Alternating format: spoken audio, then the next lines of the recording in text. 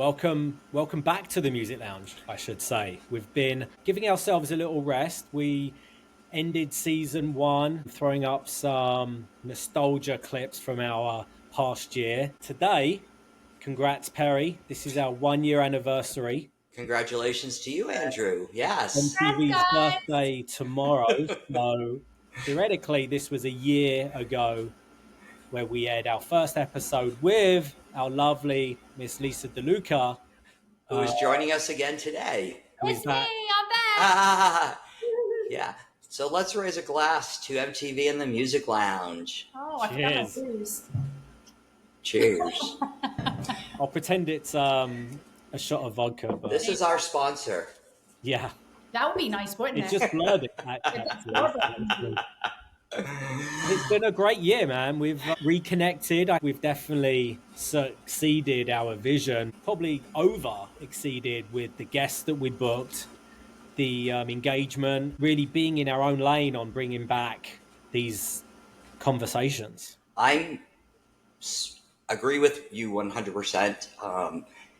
The fact that we've gotten so many people to say yes to doing this just goes to show how special that time in music, that time in television, that time in MTV history was. And, we're just going to continue to do that for this new season. So I'm excited.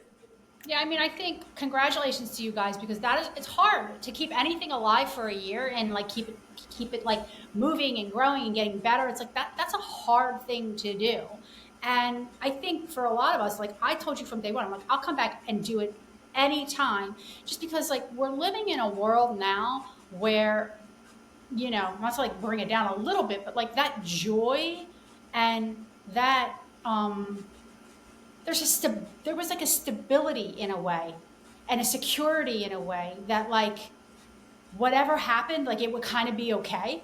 And that is so gone from every aspect of our lives right now. And we just all loved each other so much. It's just like it doesn't exist anymore. And I think that's why everybody wants to come back and talk about it because I told you guys this a million times. Like it just made me happy. And like, I don't know. I'm overly emotional and hormonal since I had my kids. So But that's the thing. I mean, pretty much even the people who are a bit reticent about doing it, who eventually said yes, their response was always, wow, this was so much more fun. I really had forgotten these stories. It was nice to relive that time. Yeah. You guys asked great questions and we had a great conversation. Everyone left the conversation exactly the same way on that high. And it was just, great time in their life, blah, blah, blah. Any favorite guest episodes, Lisa, that stick out? I'm not putting you on the spot. no, I mean, God, it's like I listened from the start and I remember just like, again, such a bad memory. Who was like the first, was the first group? I think I really enjoyed Diane's. I thought hers was really, really good. That was probably one of my favorites. Obviously, Tuma's always a good talk. Yeah. I was impressed that we got Tom Calderone. Crazy, very impressive. Yeah. But we, you were first, Butterman, Steve Gottlieb, Robin Hopkins was classic. Robin Hopkins, awesome, love. Oh, I mean, she's a great speaker. And Courtney Smith. Courtney, she had a lot to say. Amelia Gray, which was our only in person. Oh, nice! That's so fun. In her new coffee shop. Love that. David Nathan was a great first label kind of person. Well, that's got really good people. Yeah, like really good people. Byron Ward came out. Well, listen, we had good people because there was good people working back then. I mean, that's really what it comes down to. It's not. No, that's so true. It's like all of us people like who work together. There weren't very many people that like, oh God, that person fucking sucks. There was very few of that. We talked about this last time we was on. We would have our promo bitches party and 50 people would come out and party together just because we liked each other. We were like a community and it's just like. We would talk about the next level above us, but our group, Yeah. I We mean, were even super some tight. people of that people above us, like Yeah. obviously not like Tom Calderon and Rick Kramer coming out and hanging out, but like, Yeah.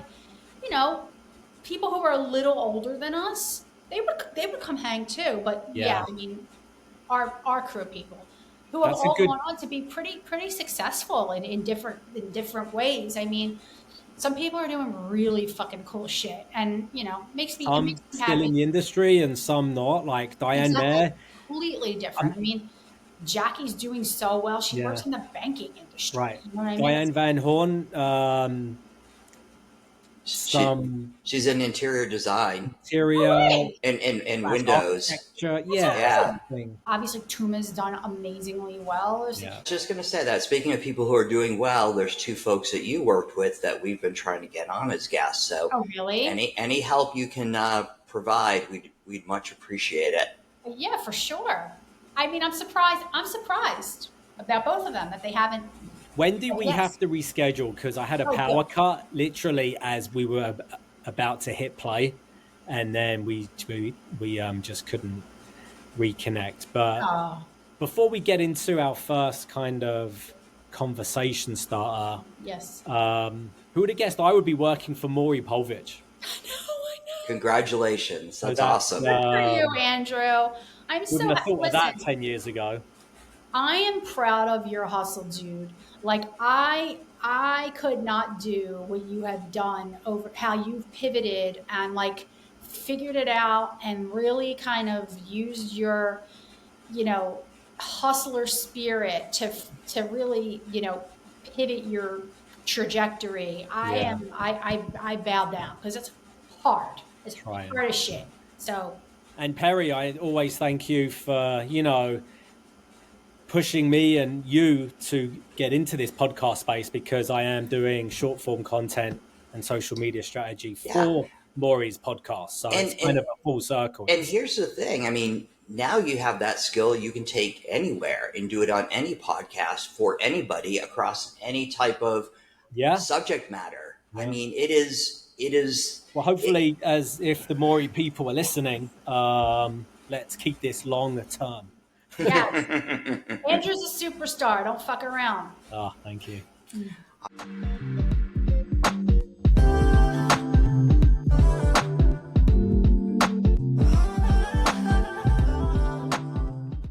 In our last episode, we talked about your sort of start in the business, but we really didn't talk too much about two of the people that you worked for when you started out. I believe it was Amani at Virgin and Wendy at Warner. Just kind of give us a sense of what they were like, what you learned from them, what it was like working for them. And, do you still have a relationship with them now? Yeah, I mean, I have been extremely lucky in my career that the majority of people that I have reported to have been women. Amani and Gabby Paluzzo and Erica Montez. I was an intern for them at Island Def Jam when I first started. Then Amani went over to Virgin Records under EMI. I was her assistant. She went over to run video promotion at Virgin, and then I went and worked for her. And then I left her to go work with Wendy and Liz Lewis at Warner, where I was at for 6 years. And then I left them to go work for Jacqueline Saturn at Epic. And when Jacqueline Saturn left, I worked for, directly for Sylvia Rohn. And I had my one male boss who was the best. His name's Benny Pugh. Shout out Benny. He was awesome. I worked with him. He was my like urban boss at Epic. Anyway, back to Amani and Wendy. I interned for Amani. So her and Wendy and Jacqueline, all of them. The thing about all of them is that they were very well liked.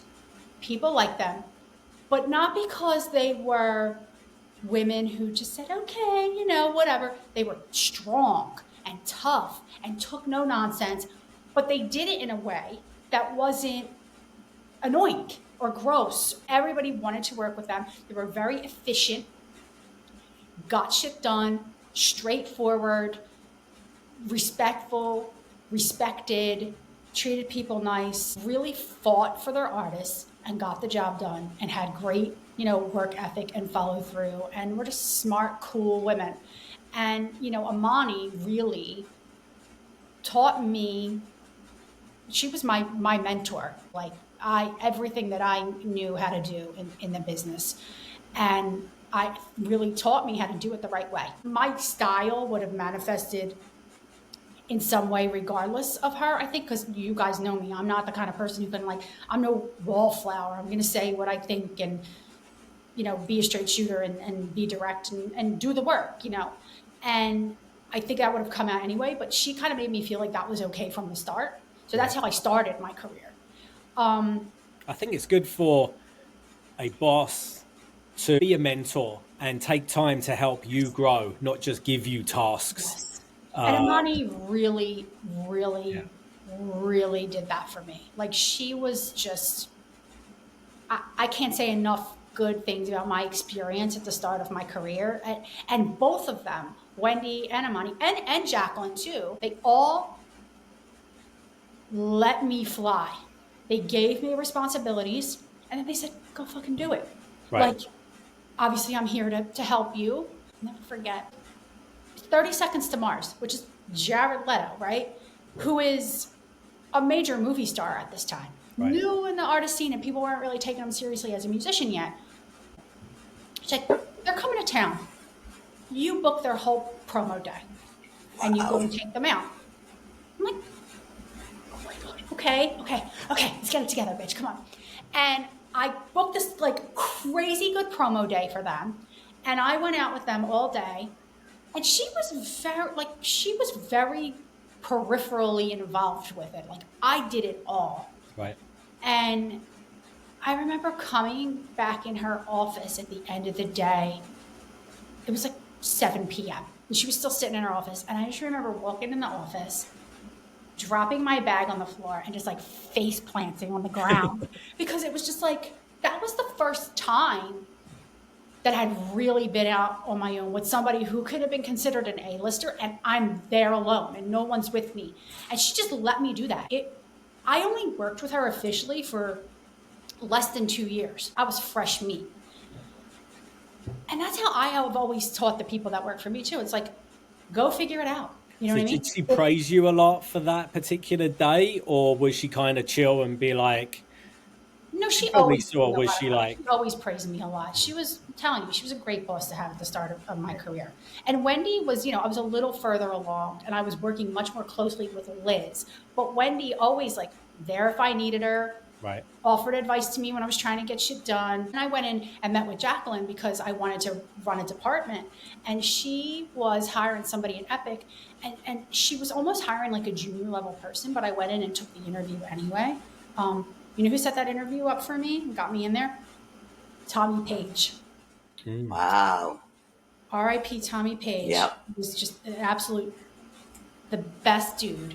He set me up in that interview because he was very good friends with her. And she had like kind of thought she found somebody that might work. And I'm like, he's like, no, you have to meet with Lisa. So I go in there, and she's like talking to me about this new junior level position. I was just like, with all due respect, Jacqueline, like, you don't need a junior level person. You just want somebody to come in here and really run the shit. Because the person who had been there before, I don't think he really like was like a video promo person. So he didn't know. And I like went through this whole thing. I think I did the full sell. And she was like, she sat there. She's like, okay. She's like, okay, I hear you. And she's like, I'll get back to you. And she like listened to what I had to say even before I worked for her. I was like, this sounds right. And then I came in and she left me alone. If I needed her, I went to her. Right. Checked in when I had to, but like I ran my own shit. Didn't bother me. Is your personality, you weren't trying to emulate a Jacqueline in the way that you talked or dealt with people. You were Lisa, and you were not like any other promo person. Right. And you guys know me. I can't be any other person that I am. It's just like my I can't. But at the same time, from them, you also learned how to treat people. Correct. How to get something done. How to answer a question. Correct. Yes. It was how to be a professional in that space. Exactly. You know what I mean? It's like, because I didn't know. I didn't know I was learning. You know what I mean? So I'm watching what they were doing, and I'm just so lucky that I worked for people who did it in a in a way that there's dignity in it. You know what I mean? They didn't lie to people and swindle them and just go behind, like, they weren't gross about any of it. I mean, listen, we all have to do what we have to do to, we're all salespeople in a way, you know what I mean? So it's like sometimes you have to like do a little, whatever. But it's like it was never gross, It was always, and I'm so glad, like I said, that I saw people doing it that way from the start, and I didn't get influenced by some asshole who was going in and I'm like, and where I'm young enough to think like, oh, maybe this is how I'm supposed to be doing it. You know what I mean? Thank God that didn't happen to me, because sometimes having dignity in this business is not a positive. Right. It's really not. When you went into these promotion departments, did your peers have to teach you or advise you on how to work with MTV, or was it something that you just went in at such an early phase of your career, you already had those relationships and you knew how internally? I was very lucky because I was an intern for 4 years throughout my entire college experience, 3.5 years in the video promotion department before I got that assistant job. Right. And I knew that's what I wanted to do. You were ready. You like it. So, and I was like, nah, bro, I'm going to read every document they give me to copy, whether I'm supposed to or not. I'm going to ask questions all day. I'm going to try and understand why I'm highlighting this or what the copy I made is for. Right. So when I got the job, there was a semblance of seamlessness of kind of like fitting in pretty quickly. And then I also got lucky because me, Jackie Milwich, Jeremiah Silva, Lisa Laracella, there was a group of us who all kind of started out at the same time, and we were all fresh assistants, and we all just kind of became a community very, very quickly. Right. So we helped each other all the time. To have those relationships, getting your first gig at Warner, whether it's with Wendy or Jacqueline, those relationships can make or break them hiring you, because I mean, absolutely. That's why I got the Warner job too, because Liz was a little bit older, and so she was like a little bit like the Marisol, Elena, just like a little like Susan Natoli, Aurora Hernandez, a little, those guys are old. They were like a few years ahead of us, and she was looking for a coordinator in that department. Right. And like she asked a bunch of people, and like 10 people told her to talk to me, and she called me, and I was like, I'm good. I love my job. I don't want to leave. I'm good. And this is how I knew that day that Amani was a great boss and our relationship was just unheard of. I went and told her. I said, hey, I got this off, not even an offer, a conversation, to potentially go over to Warner and, a little bit of a step up. And I don't want to go because I want to stay with you. She's like, dude. She's like, A, that's a lot of pressure on me. And B, like, no, don't do that. Like, you have to do your own thing. Do you? I thought about it, and I thought about it, and I thought about it, and I talked to my dad about it.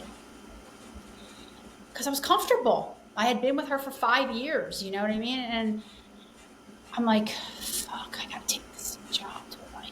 Because it kind of was like, it almost was like an offer. Like I don't remember. I have to ask Liz about this. She has a shitty memory too, so I don't know if she'll remember. I don't remember if I had to go. Like I think I had to go meet with Wendy and everything, but like I think like Liz was like, much had it. She wanted to hire. I don't. So I called her back. I'm like, all right, let me come in and take the interview. I changed my mind. And I went in and I took the interview. I remember walking down the subway station and go home and being on the phone with my dad with my fucking flip phone and being like, shit, I have to take this job. And not wanting to, but knowing, like, all of my best decisions ever in this business have all been gambles based on gut. Right. And you had a gut feeling. And I just had a gut feeling, even though I didn't want to do it, that I had to do it. And I did it. But And you it, didn't want to do it because you were comfortable correct. and And you I didn't want thought that, change at that time. But yeah, yeah, lucky enough, you were young enough to have that gut feeling to say, look, this is going to be yeah. And instrumental that's to how I've my made all my future. big career decisions, Yeah. based on gut. Some dumb shit that I should not have done. Like when I went to Epic, there was no one running the company. That was after the Amanda Ghost fiasco. They had no one running the company. They had like 5 artists. So when I started there, I'm like, why am I going here? A new person's going to come in and fire everybody who works here. Right. And I'm out here starting a new job and leaving my comfortable job where I was not going to get fired. Or maybe I would have. Who knows? Things were changing there too. Yeah. Not for the better. And Tom Wally got the boot right after Lincoln Park VMAs. Wow. That insane bonkers experience we had, Andrew. The album came out. I think it was on the 14th of September. That album came out. Don't ask me why I remember that, or the 13th. And he, was gone after that. Wow. I went to Epic.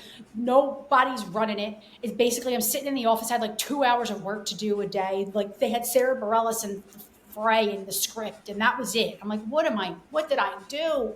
Why did I do this? And then L.A. Reid got hired there, I don't know, 2 months after. I'm like, shit. He's going to bring in all his own people. I'm going to get fired. And he had a big round table staff meeting. LA wants to talk with the whole staff about what they do. I'm like, oh my God, this is a fucking audition. We're all set up in this conference room in like this hotel or whatever. It was like this big square table. And everybody's sitting at their table with all their documents and shit. And I had prepared for this thing. Like I knew what was up. And he's like, okay, I'm going to do this thing. I'm going to go around the room. I don't know many of you yet. I want to just ask you questions. I'm like, oh my God, it's court. I'm in trial. And who gets called on first out of the entire company? This girl right here. And did you ever see Old School?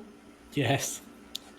You know when Will Ferrell's in the debate at the end and he kind of blacks out and starts answering that really complicated math question or whatever? That was me. I literally blacked out, but You were on fire. Killed that so fucking hard that he shouted me out at the dinner later that night. Wow. And then, don't you know, after my turn, it devolved into more of a discussion. So I'm the only one who did that. Right. But it paid off for me in the long run. I mean, it kept my job. I didn't get fired. Well, no, it's funny that you actually had the forethought to think this is an audition. I think a lot of people probably walked in and said, he just wants to get to know us. He's just here to, say hello. But you were like, no, I'm going in. I'm going to be prepared for whatever this guy is going to ask me. Yeah. Ooh, I killed it. I think that's you always prepared. Even when we were doing promotional plans, you were the most detailed, like every single thing was buttoned up. So that's in your demeanor to the point where you like guys that, wanted to kill me sometimes. I'm like on page 3 and line 2. You told me I was getting 6 promos and I've only counted 4 so far.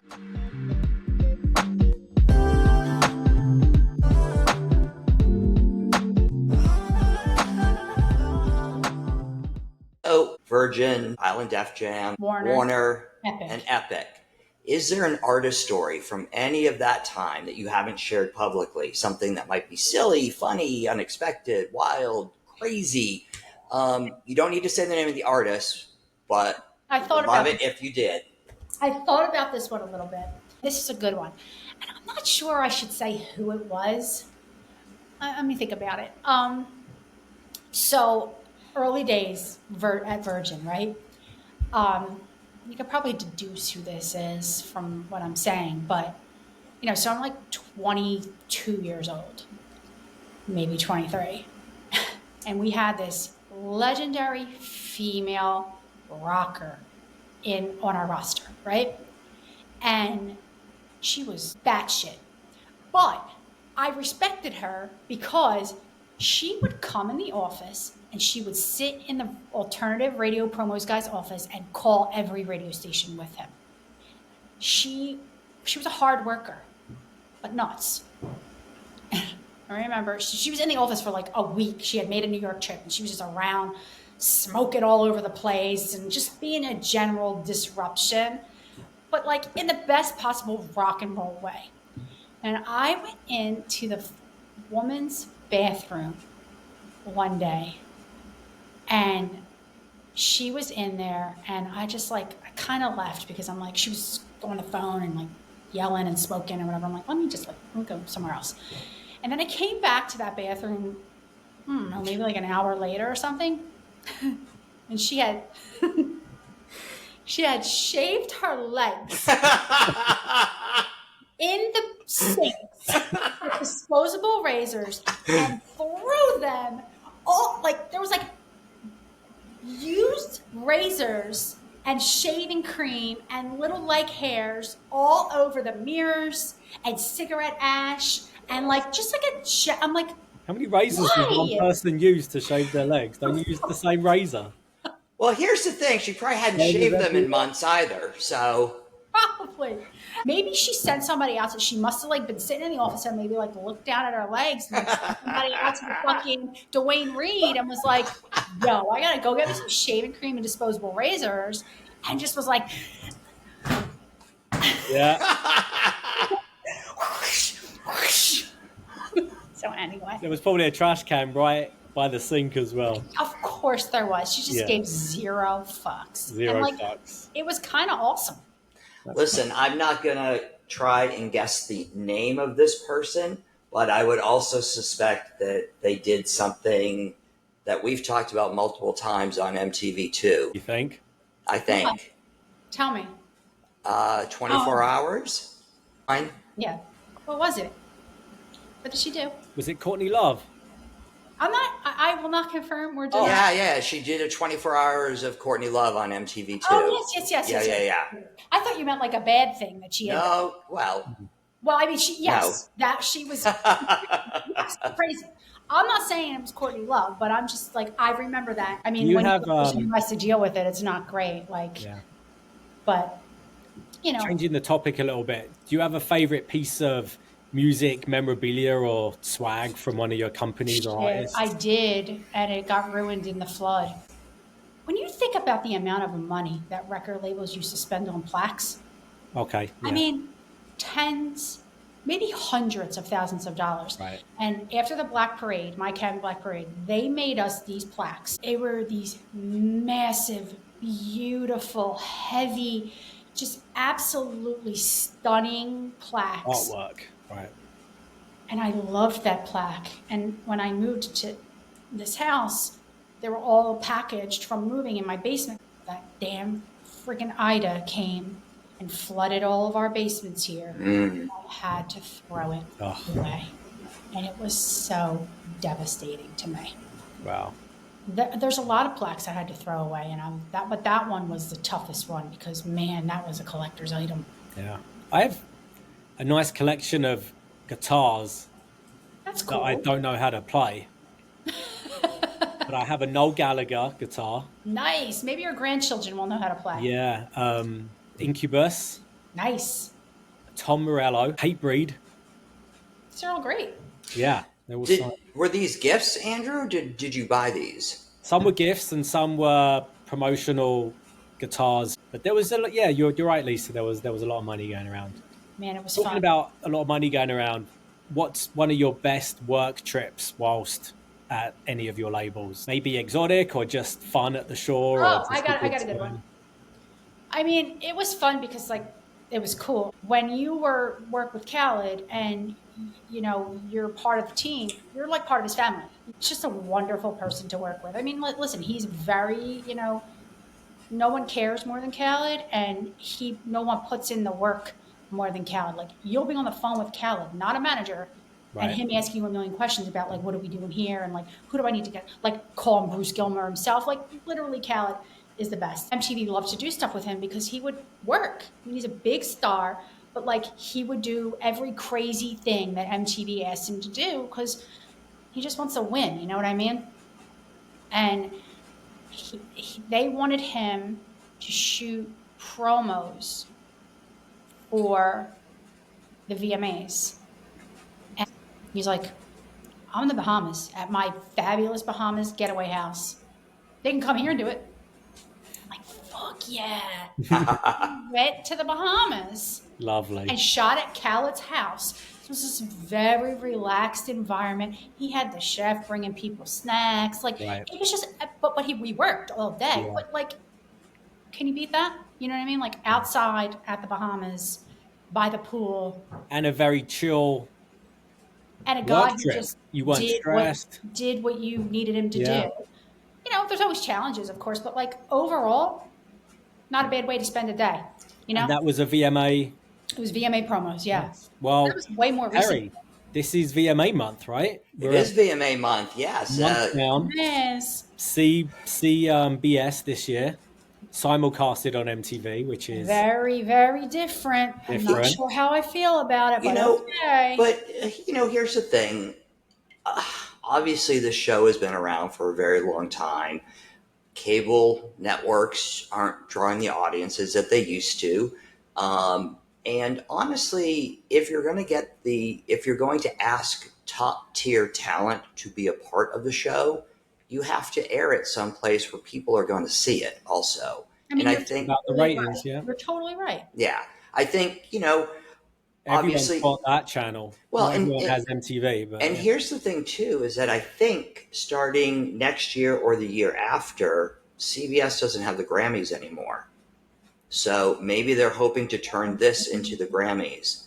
You know, that's very smart. I didn't even think about that. And also too is, the Grammys, is a 3-hour show, but there's probably 15 to 20 performances in that show.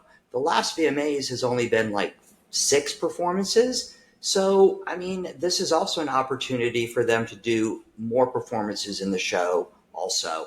I think, yes, it is a change, but I think it's a win also. It's a win for the artist. I mean, hands down, a win for the artist. But in terms of the brand of MTV, it is not a win. It is a big loss. And in terms of like, just Granny over here looking at the nostalgia factor, it's just like, it's a bummer. You know what I mean? But like everything you're saying in terms of business, Yeah. and if I was working at a label and wanted to get my artist on the VMAs, I'd be super pumped about it. But like, still kind of hard. Well, It's still called the VMAs.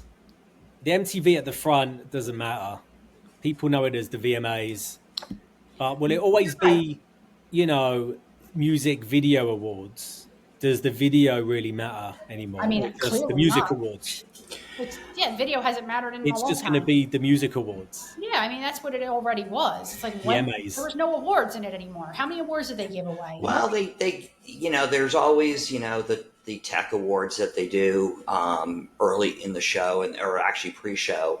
And I don't know if you could even say who has won. I mean, there used to be a point where you'd be able to say in, 2004, so-and-so won the best video. Like you knew that. I mean, other than Taylor Swift having won quite a few in the last few years, I don't know what other artists are doing well. And the other part of it too is they're also going back and bringing in somebody who was one of the biggest parts of the VMAs for many years because he was the president of MTV, then the president of MTV Networks, Vance Hoffler. So he's coming in as a producer as well as Den of Thieves, which Jesse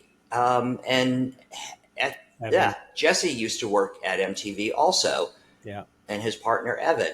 So I think the Van thing is very interesting, and I'm excited to see what he does. I think that's going to be pretty. And again, I think with a bigger network, hopefully a bigger budget, and probably a little bit more airtime, they're going to produce a show that is going to be talked about again.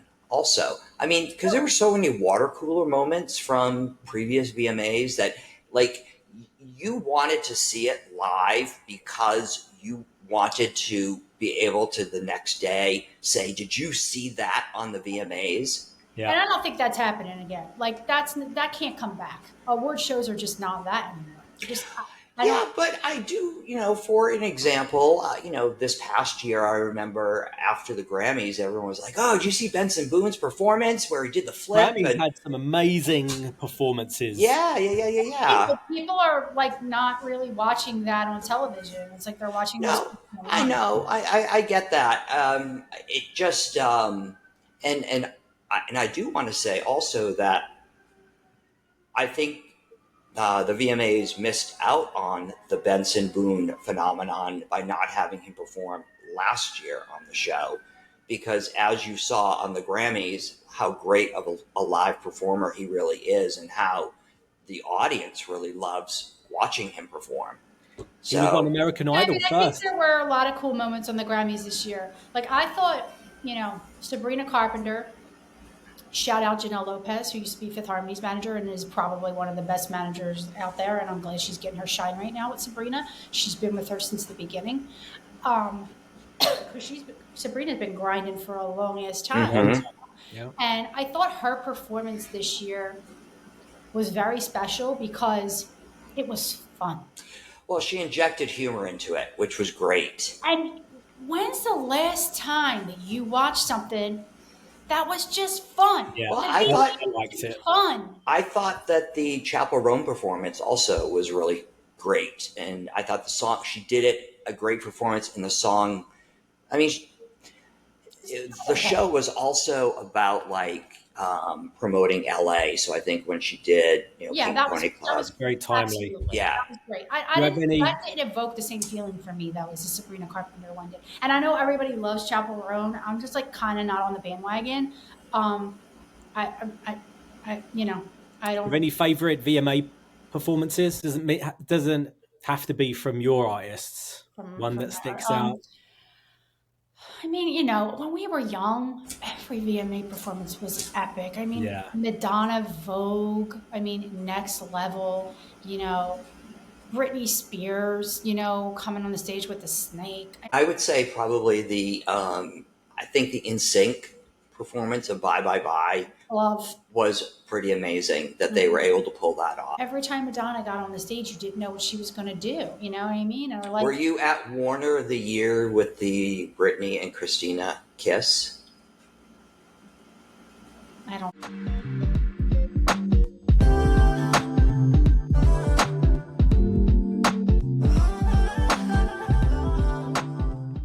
This is Oh, something we yes. haven't done before. Oh, is this my turn? Your turn. Yes. So you get to ask each of us a question. If and we're not prepared, we don't know what you're going to ask us. Well, I'm going to make this about me because everything is about me. I thought about this too, and I wanted to ask both of you, if you remember, what was the most fun or coolest or best thing that you felt that you did with me and my artists? That's my question for you. Oh my goodness! I'll let Andrew go first. I have a lot, We did which a is lot a of cool shit compliment. together. Yeah. I'd say, and it wasn't being at a fun show like a Lincoln Park at VMAs because I really tag team with Lisa. I don't think I, owned that Lisa Lauricella, But that Um, also wasn't fun. yeah, It yeah, was yeah. a huge But I accomplishment loved, for us after we finished it, yeah, I but it loved, sure as fuck wasn't fun.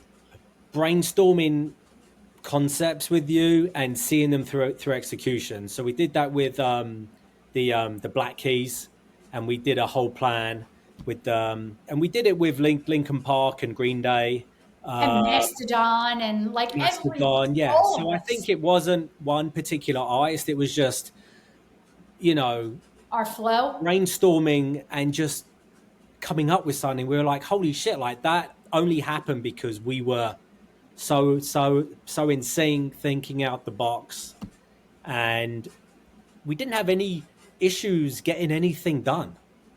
No, Like we it wasn't didn't. like someone shot down an idea that we had. We had an idea, and it was like, all right, let's just And if a part of make it it didn't work. work, we would pivot and figure out a way to make Yeah, something else work. You know what I mean? And like when that was always a joy to me yeah, to be able to do those kinds of things. That's yeah, where, it was always a way around it. There was never a no.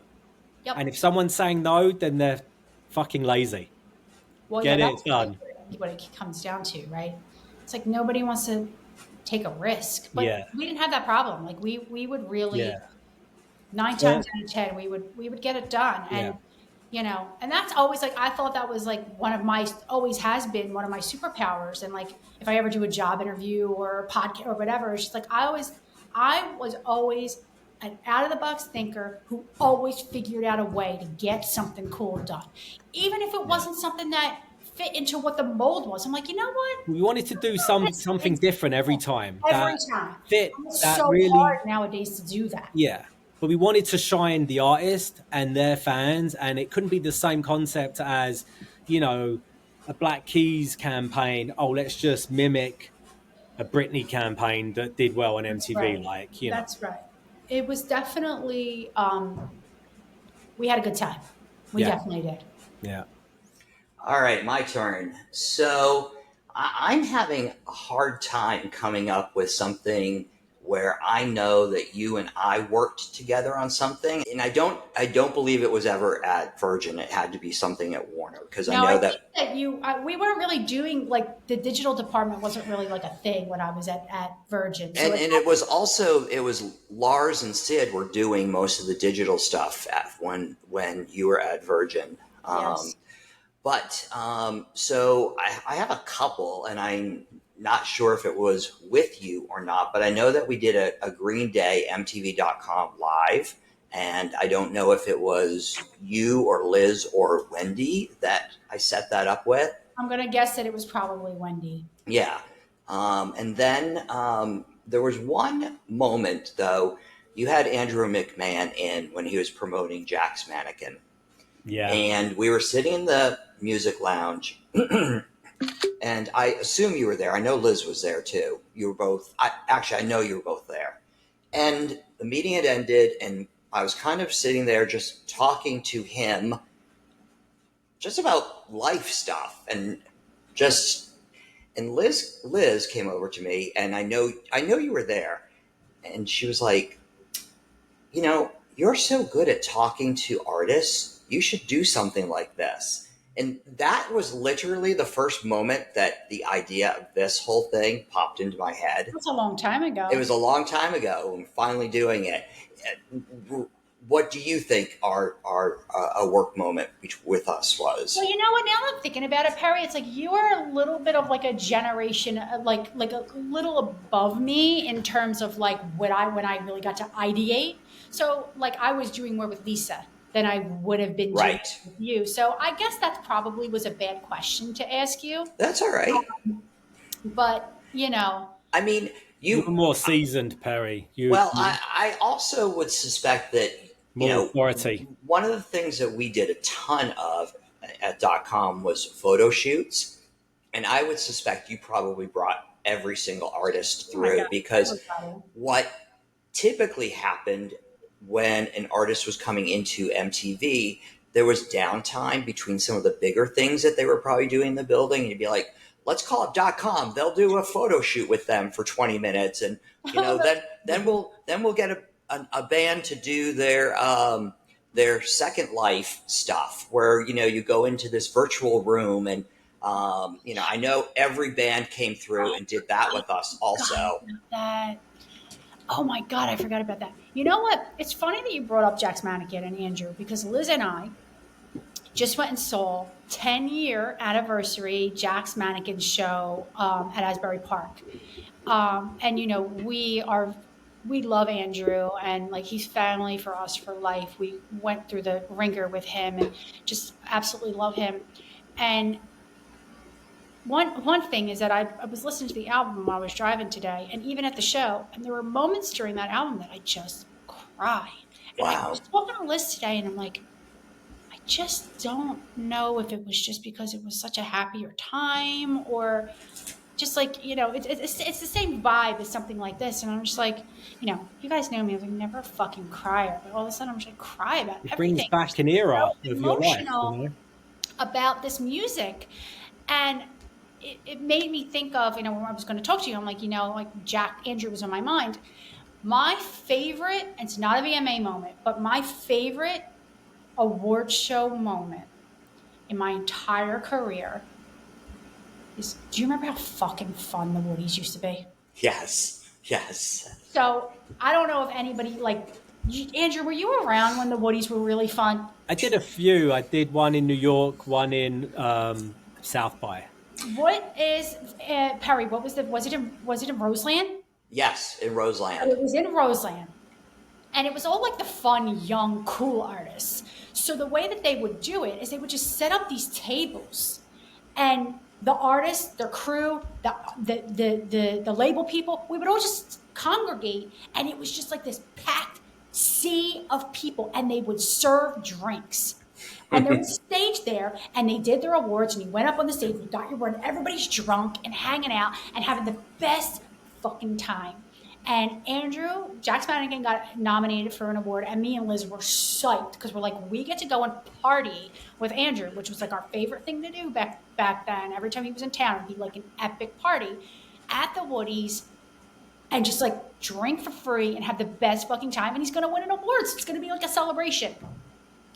And I don't know if we told him that he was going to win. I mean, maybe we did, but like we weren't supposed to. And so we went, and we're just like, yeah, this crazy mustache. I'll never forget it. I don't know what he was thinking. But we just went, and like his crew and his band and me and Liz, and it was a disaster at the end of the night. Like it was like people threw up. Like it was like that kind of night, and we were just doing tequila shot. And he won this award, and it was like a joy and just like, again, a moment in time that could never happen now. And it was just so fun. And it's just like, man, those were the My favorite part about the Woodies was that they always had a classic 70s, 80s, 90s music artist as one of the presenters. And I always ended up with them as their talent escort. So one year I had Debbie Harry from Blondie. And one year I had Annie Lennox. I mean, I was kind of like speechless with both of them because, I mean, that's the music I grew up with. And it was just so crazy to be able to like spend a night with each of them. Just nuts. Which was amazing. When I was at Warner, I think it might have been when I was prepping for Lincoln Park. Liz was on maternity leave. So I got invited to LA, and Stevie Nicks was coming in. She's been on Warner forever. She came in to play with the staff her new album. I'm like, my mom's always been a huge Stevie Nicks fan. Like, it just like coolest woman in the history of time. So I go into the conference room, you know, I'm like, again, like I wasn't in the LA office very much. I didn't know a ton. Like it wasn't like cool with a lot of people. So I'm just like, whatever, I go in. And she tells, you know, her story at the beginning, and she plays the music, and then it's over. And everybody claps, and people start filing out of the room. And I'm like, I'm not leaving this fucking room until Stevie Nicks leaves this room. I want to go say hi to Stevie Nicks. And she sat, there was probably like 10 tops of us that stuck around, and she sat on the couch for at least an hour and just told us stories. Wow. She was talking about her career and her life, and people were asking her questions, and I'm just like, I didn't even say that much because I was just like, what a moment. It's like an out of body experience for me. You know, we meet a lot of people. I've met Madonna. I've met, you know, we've done a lot of stuff, you know. But that moment, I'm just like, what the hell, man? Like, I am so lucky, you know? I've said this on previous episodes. She's the only artist I refused to meet because I didn't know what I would say to her. I promise you, you don't have to say much of anything. Yeah. And her presence, she's just a joy and a light and a genuine, real, just badass bitch. Like, I just... Just like you, Lisa. That's why we love you. That's why we loved having you back. Thank you, guys. Our 1 year anniversary. Yes, thank you. Yes. And one thing I forgot to say at the beginning is, you know, if you like the podcast, please rate, review, and share the podcast. And follow, subscribe to our socials. Yep. And we will be back every week with new episodes for this season. And we've got some great guests lined up. So thank you for listening. All right. Thanks for having me, guys. Bye.